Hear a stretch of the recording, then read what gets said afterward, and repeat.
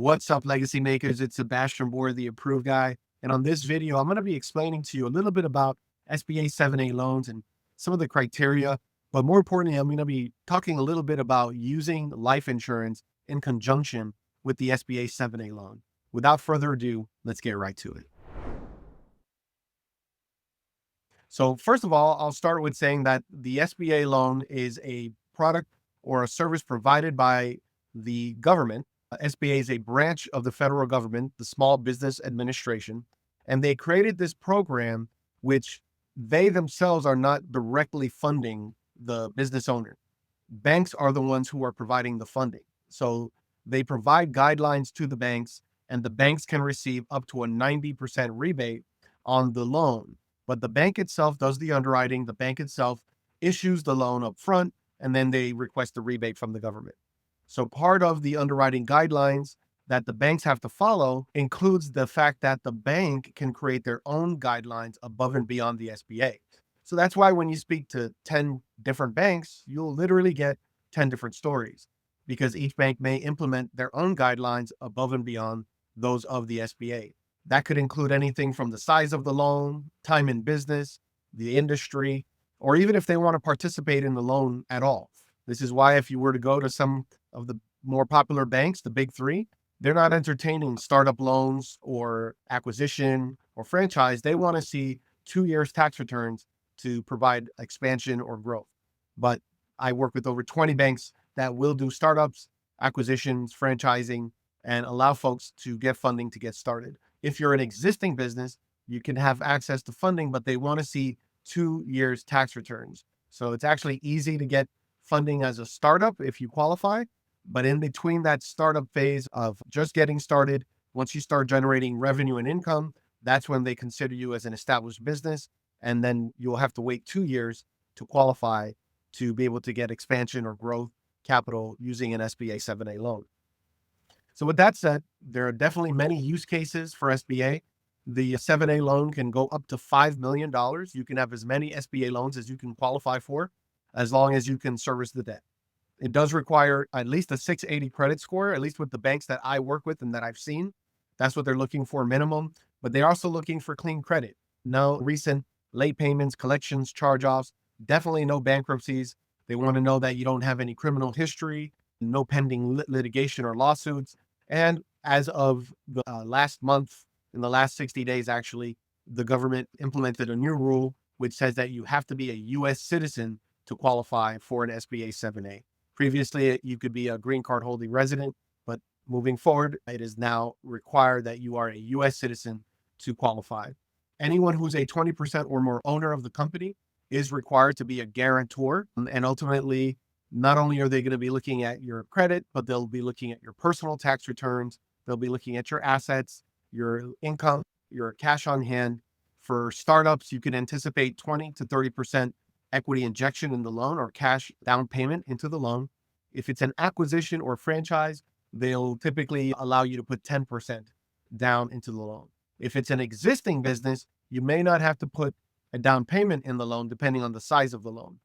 Now, one of the rules of the SBA is that if you do own equity in any real estate assets, the bank is not able to change this rule.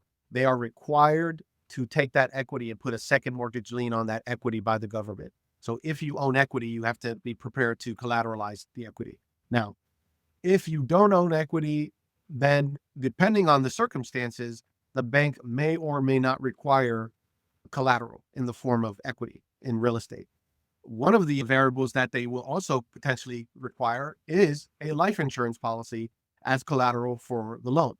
And so depending on the size of the loan, they may require you take out a life insurance policy for at least the term of the loan, which is 10 years, to collateralize the loan in case something happens to you. The death benefit can cover the balance of the loan. So that by itself can be actually a hard requirement to qualify for the loan. Now, that's going to be a requirement of the bank once you go into underwriting potentially. However, there are other use cases and benefits of using life insurance in preparation for an SBA 7A or any loan for that matter, but specifically for an SBA 7A. So to continue this conversation, I prepared an infographic that I'd like to share so I can help clarify and explain how life insurance can work in conjunction with an SBA 7A loan. See, life insurance with a wealth reserve account, or WRA, can strengthen your SBA 7A loan application. It can support your business and create long-term wealth. So why life insurance matters?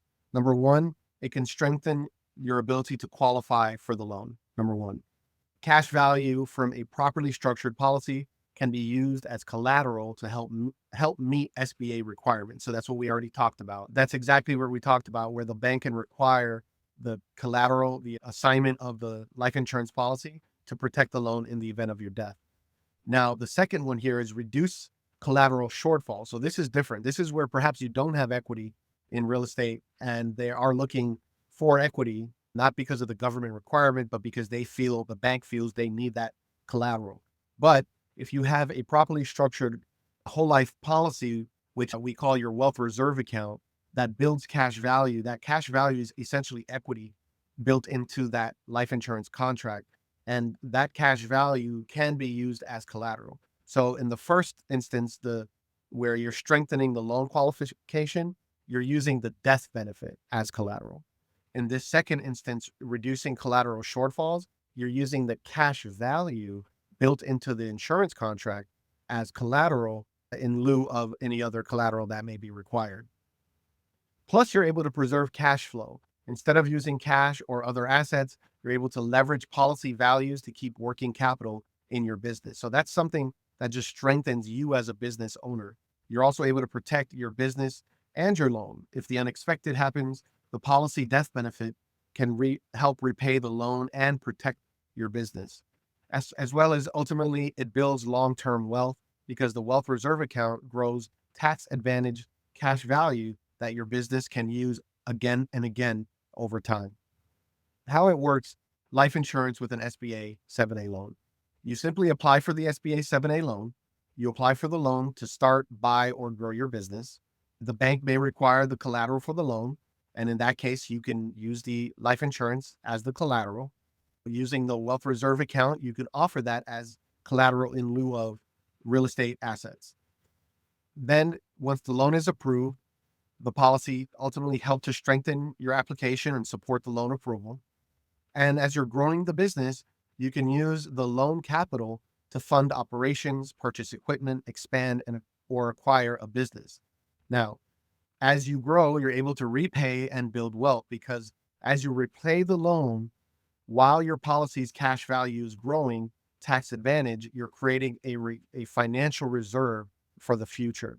Some of the key benefits include: it helps qualify for the SBA loan, provides loan collateral, it preserves working capital, it protects your business and lenders, it supports growth and opportunities, and the best part that I love is that it builds a legacy of wealth that can be left for future generations. So with that said, I hope that this short presentation was impactful and helpful to you, and you could see the value of preparing your business with life insurance so that you have the cash value that you can leverage as collateral and as cash flow in your business, which you can replenish to the insurance contract and build that value tax-free over time and use it again and again.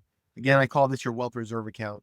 You'll see a link in the description below to schedule a demo for a wealth reserve account conversation, or your business opportunities, assets, and taxes strategy, as well as you could just schedule a one-on-one if you just like to talk or chat. I definitely look forward to speaking and working with you. Thanks again for watching. Make sure you like, subscribe, and share, and let someone know about this information that I'm sharing. God bless and take great care.